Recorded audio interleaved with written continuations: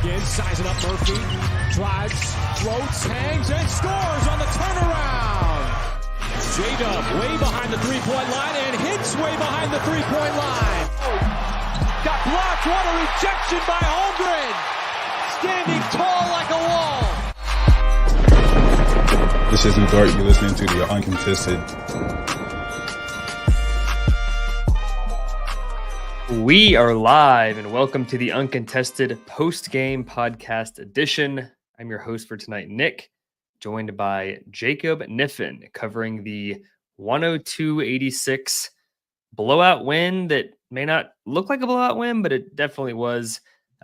We are part of the Blue Wire Podcast Network and Prairie Artisan Ales. Make sure to follow us on all socials. And if you want to be part of the family, join us on Patreon. We're doing a ton of cool stuff over there. Got a Discord channel. We got watch parties, virtual and in person. Whatever is your cup of tea, we got you covered. Jacob, I've got quite a few big picture thoughts about this game. I'll give you the first big takeaway. Looking back at this victory, what's the biggest thing that stood out to you? Oh, goodness. I would agree. I have a lot of stuff as well, but I think the biggest thing, the thing of most significance for me would be the J-Dub offensive explosion. Especially in the first half, obviously. Interesting, because I have a takeaway that's J-Dub's offense is coming around ? Okay. It felt like it was there for a good chunk of the game. Still feels like there's room to improve, which is like fine. For sure. 7 games into the season. 23 points on 10 to 17 was his line. I feel like given he had a 14-point first quarter, it's a little underwhelming. So like you saw it early. Did you see it enough? Is my question. No, I think that's a great point. You definitely saw it early. And I think there are some things with this team that from a basketball maturity level really impressed me. And I think there were some opportunities for J-Dub to push more as he was kind of cooking in that first quarter, going when he subbed back in the second quarter, but made some really smart basketball plays to where he was giving up shots. I think he could have got more shots up and chose not to. There's multiple plays that come to mind for me where there's a swing, hits J-Dub at the top of the key on that wing three that he loves. It's pretty open. He swings it once more to a wide open Chet who misses. Or he gets a long rebound, pushes down the court, gets to the rim, but instead of taking the contested shot at the rim, fires a pass to a corner three to Isaiah Joe who misses. I felt like there were options and opportunities where he could continue to cook, but tried to play within the flow of the offense. I'd agree with that. It's also a game where like, did he need to keep cooking? Probably not. Like if this was a close game, he had a 14-point first quarter. It was like close throughout the second to the third. Maybe he takes more shots. So I think if you look at like the big three in Oklahoma City, which if you're new around here, SGA, Jalen Williams, Chet Holmgren. SGA 16 shot attempts, Jalen Williams 17, Chet 10. That's like not normal for a team this good. Not that it's a bad thing. I'm not like calling out that these three should take more shots, especially in a game like this. So it makes me wonder, like, if this was a closer game, does Dub go for 40 because he's taking 25 shots? He's the hot hand tonight. I don't know. For sure. But for sure. We've still not seen, like, Dub is still having a great year for a third-year player. I don't know if I've seen what I expected coming into the year. I think we all thought he was going to be, maybe you disagree. I thought he was going to be like the number 2 guy. Like him and Chet would both have a chance at an all-star game. I thought Dub would be the emerging superstar. Hadn't been the case. Chet was like the guy early. We can get into him in a second. He's also kind of fallen off a little bit, offensively at least. So it's just weird. Like this team hasn't really been tested, like really tested. Like there's been games where they've trailed. There's been games where they've been down like double digits. But really when it comes down to it, like they haven't played a single clutch minute in 7 games. Yeah. it got within 14 today, and you were starting to feel like, oh wow, is this going to be a fun test for the Thunder? No, because they end up extending the lead, and it's not. But I don't know. It's hard to evaluate individual player performances when the game plan does not require them to be superstars. For Because sure. you're blowing everybody out. And they're really sharing the wealth offensively as well. You mentioned the shot attempts. You look at Wiggins and Joe, who had, I just had it pulled up here. You cracking a Prairie beer over there? Sure am. I'm on the slush train tonight. Nice. Aaron Wiggins, 9 shot attempts. Isaiah Joe, 8 shot attempts. So even some of the bench guys are getting that. It's a very democratic version of basketball tonight, I felt like. Yeah. So I agree with you. Dub's offensive explosion was very loud early. Like, as much as we could sit here and say he could have shot more and extended that explosion to second, third, fourth quarter, part of the reason Oklahoma City was up and ran away with it early was because of his offensive explosion, right? Like, this team has struggled early in games this season. You tell me if you disagree. There was not a single point in this game where I thought, man, Oklahoma City might lose this. Yeah, for Not sure. a single point. Not even like 2 minutes into the game. And they just boat raced them in the first half, or the first quarter, 39-26. Second quarter is about the ugliest piece of shit you'll ever watch in your life, 17-19. Both ways. Yeah. And then they boat raced them again in the third, 15-26. Yeah. And that's like we could have a whole pod about the historic defense. Yeah. Those 2 quarters, second and third quarter, if you don't have an elite defense, you lose. You're getting blown out. Yeah. It's quite literally detrimental. I know you have your takeaways, and we're going to do the King of the Prairie and all of that. I want to ask you a question, though. Okay. The stat line for Alex Caruso tonight, 21 points, 1 of 3 from the field for 3 points, 0 rebounds. 21 minutes. What did I say, 21 points? Yes. Oh, sorry, 21 minutes. For 3 those points. listening, 21 minutes. Yes, 21 minutes, 3 points, 1 of 3 from the field, 0 rebounds, 5 assists, a steal, and a +10 in the plus-minus. I'm not comparing personalities. I want to make that clear. Are you going to say you're him, literally? For real? Is that what you're going to say? No. Okay. My twin, for real, though. Is Cason Wallace for this Oklahoma City team what Draymond Green was for that Golden State Warriors team? At least the same archetype. Cason Wallace, Alex Caruso. Oh my God, it's late. Alex Caruso. Got it. Yeah, I mean, there's no question. Like, especially when it comes time for an extension. It'll be this season. I think it'll be December 29th. I think it's pre-Christmas. Yeah, or maybe it's 24th, 23rd, 21st, something like that. He will get 20-ish million a year probably. Mm-hmm. And there will be people that don't watch this team, or maybe there are fans that box score watch and they see a stat line, the points, rebounds, assists kind of fans. They're going to say 20 million for this guy. He's worth every penny. And I think there's some merit to your comp there. I think he plays a more enjoyable brand of defense. I think it's like Draymond back in the day was incredibly impactful and was like a glue guy, and they never could have done what they did without him. Like, I'm not going to discount his impact. It's a lot easier to cheer for Caruso, though. That's the major difference. 100%. I just felt like the archetype is very similar. Just Rex Shop is everywhere defensively, shouting out all the assignments, switches, incredibly versatile, assists, but on this team, he's not scoring much. Yeah. But he's on the floor half the time. He's just not kicking people in the nutsack and punching teammates. Goodness gracious. Maybe pivoting a bit, speaking of not scoring a whole lot, Chet Holmgren, he had a 14-point night, like efficient, like 5 of 10 from the floor, 1 of 2 from 3, 3 of 5 from the free throw line, 9 boards, couple blocks. Like, that's a good game. Mm-hmm. It's not the How many game minutes? 22 minutes. I think Mark was one of those games that he just kind of knew. Yeah, The luxury of having a phenomenal team. I don't have to play my second or third best player. These guys got it. Yeah, I don't know if you saw the Mark post-game quote, but he said Chet didn't play much of the second half just because of rest from all the games they've played already. Just getting him a little bit of extra time to not tax the legs so much. Yeah. Even then, in 22 minutes, like you scale it to 30, he's looking at, I don't know, 16, 17, 18 points. It just hasn't been the same Chet we saw the first few games where it was like, dude was averaging like 23 and 13 and like wasn't even hitting threes yet.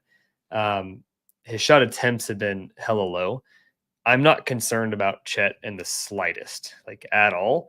I'm curious to see like what he looks like when we finally get to the 82 game sample size. Like, what is his shot distribution on this team? Yeah, like that's fair. It seems like, although Dub has been less efficient, he's the number 2 pretty clearly the last few games. It's just interesting. I think this could be a team that, if you're an individual like player fan, you might be disappointed. Like even with Shay, like I don't think he's a guy that's going to have, what was it, like 40, 30 point games. Like that may not be him this year. Like this team doesn't need that necessarily. For sure. And so if you're a big points watcher or like, they're pretty damn deep is what you're saying, Nick. They're deep and they don't need all that. Like we're talking about an 8 of 16 game from Shay, 21 points plus 18 blowout win. That's how this team is going to be this year. 7 assists for Shay in the first quarter, by the way. Really? Yeah, he was that tidbit. He was diming folks up. I love it. Helps when J-Dub hits every shot he takes that you pass to him. Yeah, it does. It does. Another takeaway for me. Maybe you have one more as well, and then we can kind of move on to the game flow, the king of the prairie, all that good stuff. Isaiah Joe. I said it last night on the pod. He hits threes, but it feels like he hits them in the biggest moments. That felt the same tonight when Oklahoma City really pulled away. I forget if it was 2 or 3. It was three. It was 3 in a row. It was like a 12, 13 point game. Orlando was hanging around. Bang, bang, bang. Yeah. And it's a 24 point game and it's over. It's over. Like that's one of those again. Like if you look at his box score, if you didn't watch this game tonight and like maybe you're listening to this podcast because you didn't get to watch the game and this is more fun than like going back and watching 2.5 hour game like Jacob does whenever he misses a game. Do what I do. We'll give you the cliff notes. He was 4 of 8 from the floor, 3 of 6 from 3, had 13 points, was a plus 16. Like you could probably infer pretty solid game. He quite literally put the nail in the coffin. Like he's a game changing shooter.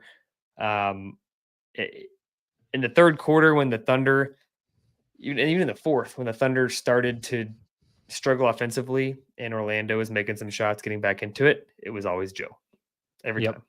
So here it is for you, Nick. With 5 minutes and 43 seconds left to go in the third quarter, it was a 55-66 game. Okay, 55-66, 5:43 left in the quarter. We get to 51 seconds left in the quarter. So 5 minutes later, the game is 58-84.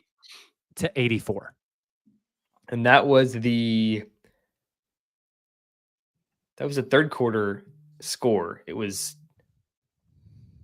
84-58 at the end of the third. So yeah, you're right. It was late third quarter. Yep.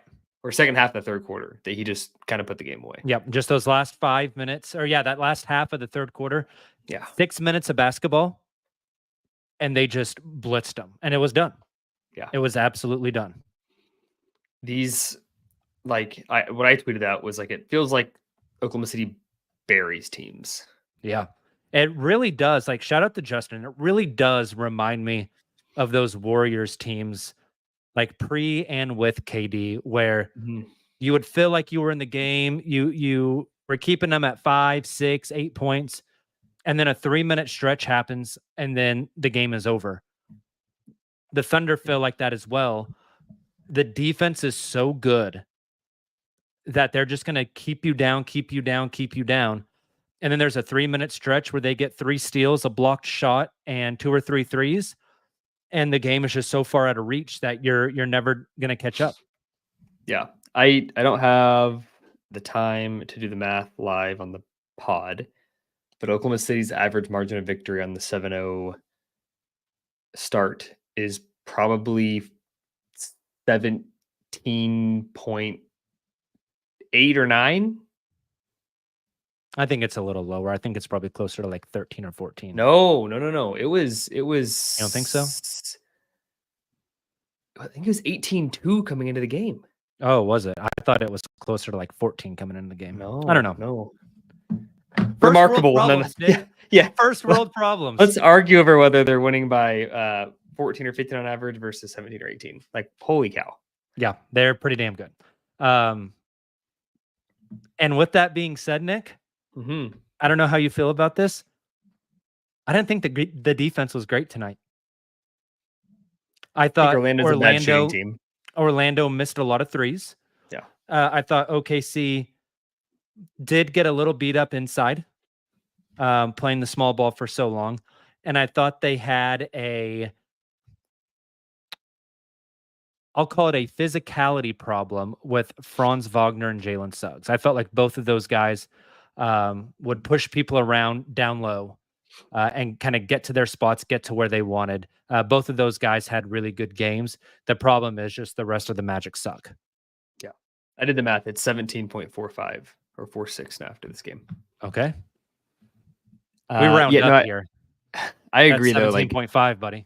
If they were playing the Warriors, for example, in this game, it goes very differently. The defense is still great, but a lot of those shots probably fall when you've got like Anthony Black, who is an awesome defender. Like, he's kind of like a Dyson Daniels. Like you saw this with the Hawks. Yeah.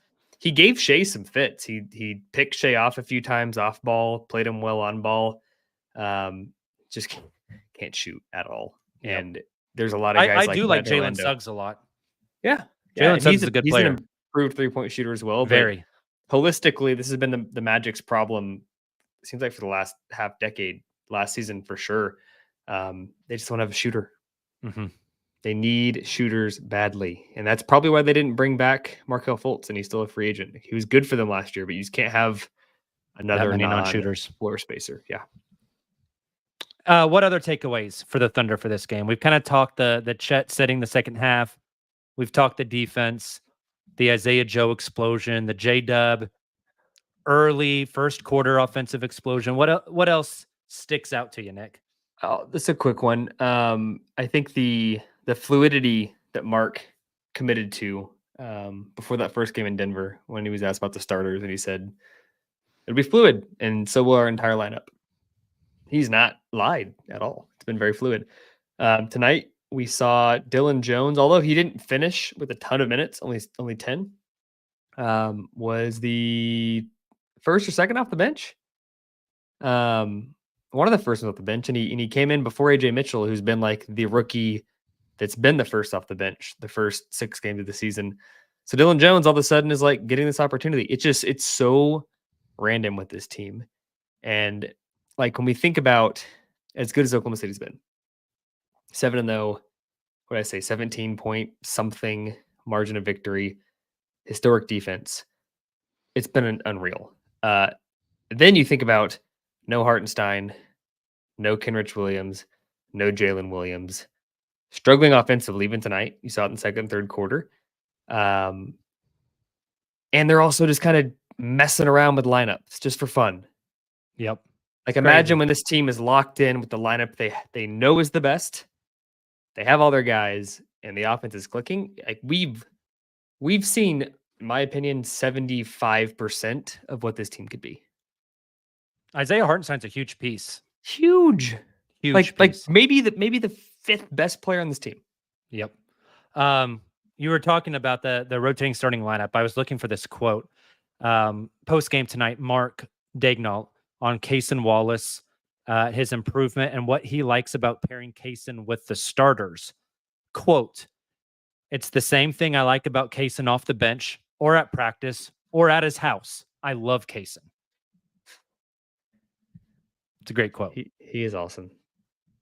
He's a freaking stud. Cason Wallace, yeah, he's Unreal. He's good, man. He is good. Unreal. I think could say it's about a lot of guys on this team is, if they were in a rebuilding situation, like Aaron Wiggins or Cason Wallace or Jalen Williams, or The Aaron Wiggins of it all is wild. he had a stretch too, not like wasn't like a big takeaway, but he had a stretch there where it was like for 4 minutes straight, it was like this is the Aaron Wiggins show. Yeah, he was cooking. Yeah. See, Falling KG called him backwards. the 6'7" Shay. Yes, I did. Admittedly, if you're not a watcher of the Thunder very often, their accessories and stuff are kind of similar. And Wiggins has some sauce and does some kind of crazy spin moves and creates for himself. I could see it. Definitely see it. Yeah. Anything else from you on takeaways For tonight? Not that I can think of. Like, I don't want to go down the list of like player by player by player. Team's just an avalanche, man. 7-0, best start in franchise history. Longest streak to win your first set. They've won 7 games by 12 plus. That's the longest streak in NBA history to start a season. Yeah. It's awesome. Yeah, they're very good. A side note, not related to this game. The Denver Nuggets are in a close game with the Raptors, whether they win or not. I'm just thinking bigger picture about the Western Conference. Mm-hmm. Mavs lost tonight to the Pacers. It's very early, to be clear, too. I'm not saying these teams are like not good or not going to be contenders. For sure. But how competitive the West is. Yeah. Who did the Mavs lose to? The Pacers. A loss to the Pacers in November? Yeah. Maybe comes back to bite you in April. It does. I think it definitely. I mean, regular season standings don't mean everything. We saw the Thunder earn the first seed last year and not get it done in the playoffs. But there is a significant advantage to this team starting 7-0. It's the stuff matters. Your cushion 100%. is getting more and more impressive. We Did they make it 8-0 Wednesday night, Nick? Yes, because I said W on the pod. I can't contradict myself now. Yep. Yeah. I got 8-0 too. Yeah. Wild. It's nuts. Like to be honest, if it was 10-0, I wouldn't be shocked. It could be 8-0 with Denver, 9-0 with Houston.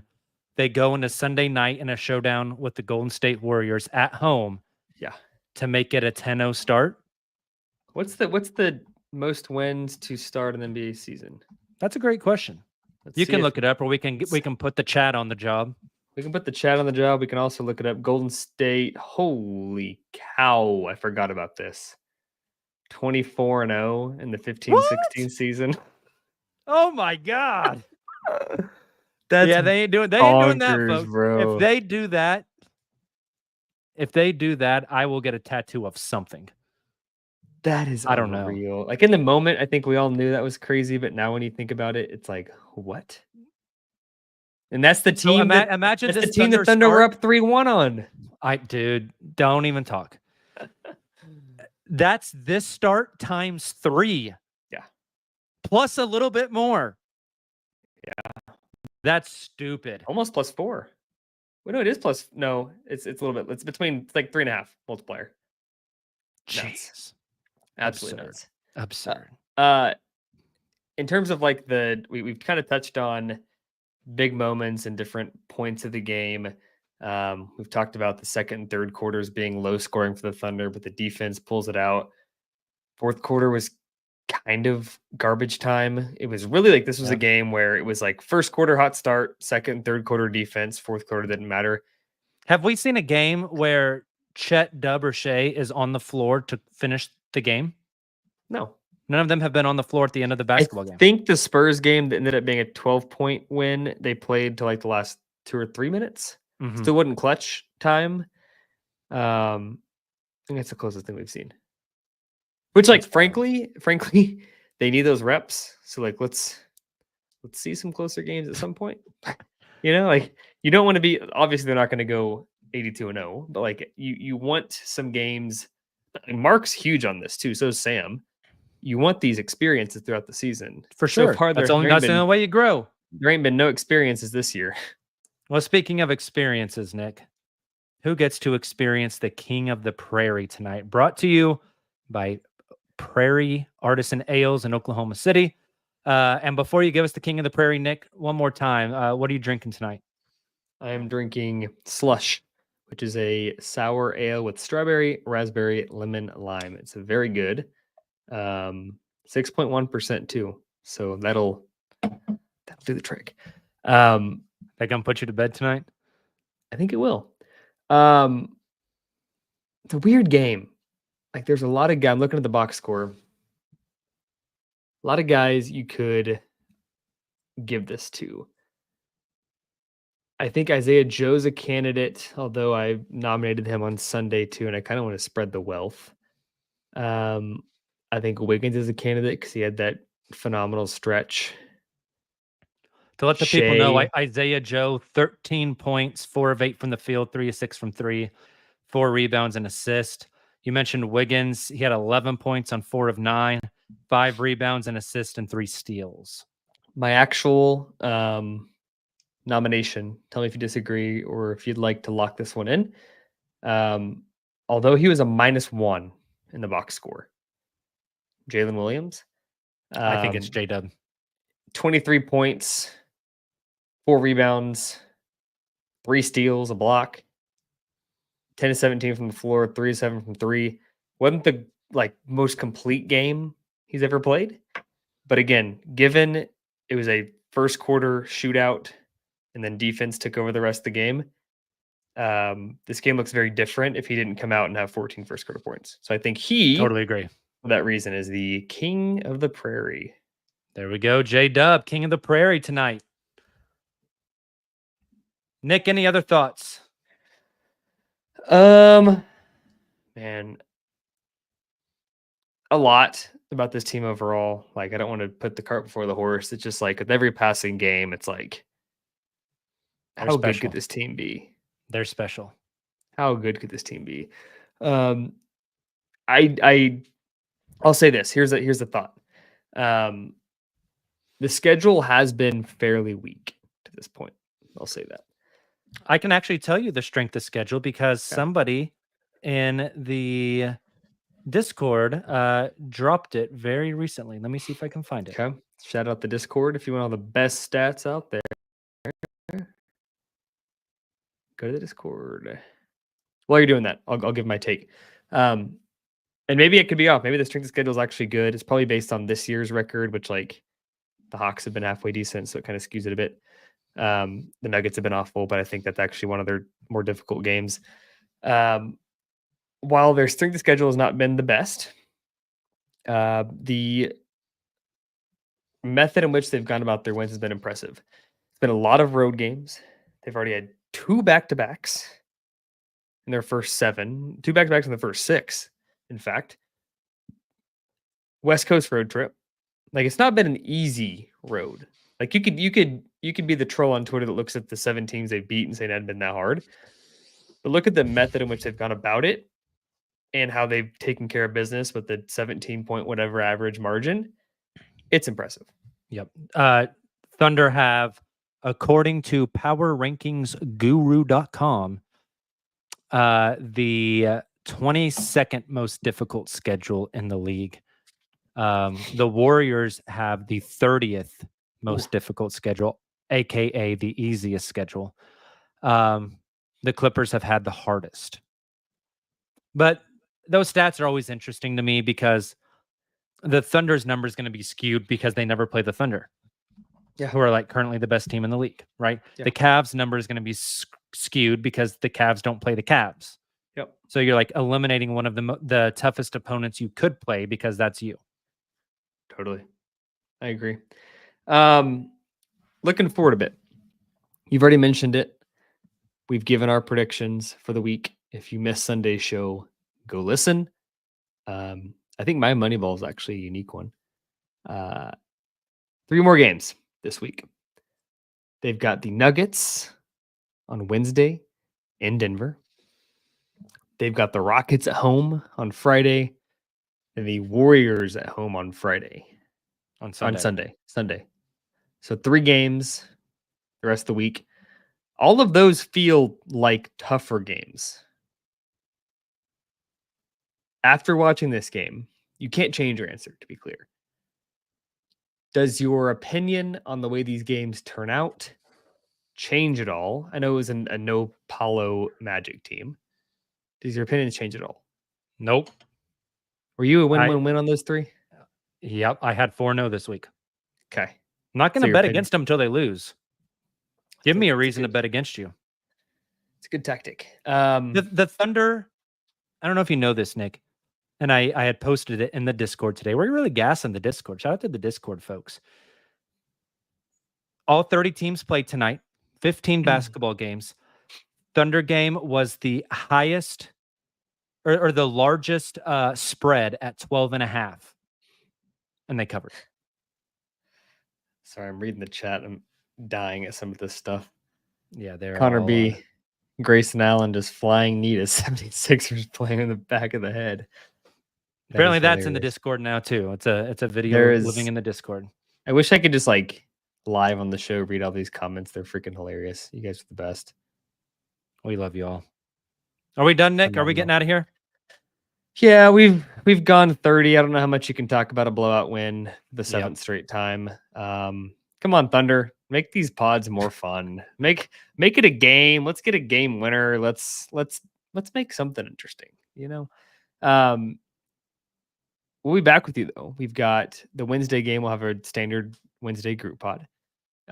Friday, we should have a gamer. We're trying to figure out who that might be. If not, we'll make it up to you guys, I promise. And then Sunday, that Warriors game is obviously the big Sunday show, so you guys will have a big group. So 2 of the last 3 games this week, we'll have shows with the consensus crew joining. And if we don't get a Friday night post game, we'll get one up like Saturday morning. So yeah, there'll be just be on the lookout. There'll be something. Also, Nick, before we go, yeah, if you would allow me just for a moment. Most people, we got a lot of people listening at 11:30 p.m. on Monday night. I think a lot of people will turn this on YouTube or on their podcast feed Tuesday morning, maybe when they get to the office or to their job or on their commute. We are absolutely not going to talk politics on the show, but we 100% will talk civic engagement on the show. And encourage everybody to go out and vote. If you voted early, shout out to you guys for voting early. If you haven't, go hit your polling place, make your voice heard. Unless you're one of the non-states folks that listen to the pod, don't go and vote illegally, please. But go vote, go make your voice heard. The NBA has no games tomorrow intentionally, so degenerates like us can get out to the polls and cast your ballot. So do the right thing for democracy. Go and vote. At minimum, it's a chance to leave your job and not have to work. Yeah, you get 2 hours off per federal law. Take those 2 hours, stack it onto your lunch. Most employers will, if it's like a lot, like they're not going to be like looking at their watch, like 2 hours, bro. Like, yep. That's a gray line that you can definitely play with tomorrow. So at minimum, just leave your work for a bit and go vote. Like, Go cast your ballot. Yes, please do. No games tomorrow. Enjoy that. After the voting has concluded, be a lot of fun to watch social media. Whichever way you lean, it's just going to be a shit show. And it'll be entertaining. I will not be on the internet tomorrow. I will 100% be on the internet. I know you will. I absolutely will not. It will be a lot of fun. I'm getting off of work and popping 2 melatonins and getting in the bed. That'll be kind of a crazy experience. You're gonna wake up Wednesday with no idea who is leading our country next. I'm just gonna act like it doesn't exist. Yeah, that's true. All right, Connor wants an uncontested presidential election live stream. No, we will not. We going live tomorrow? We will not be doing that. Mostly because I couldn't talk for more than 15 minutes about politics. Anyways, thank y'all for joining. 7-0. Best regular season Thunder team in history to this point. Talk to you guys Wednesday after the Nuggets game. See you then. Be safe. Go vote.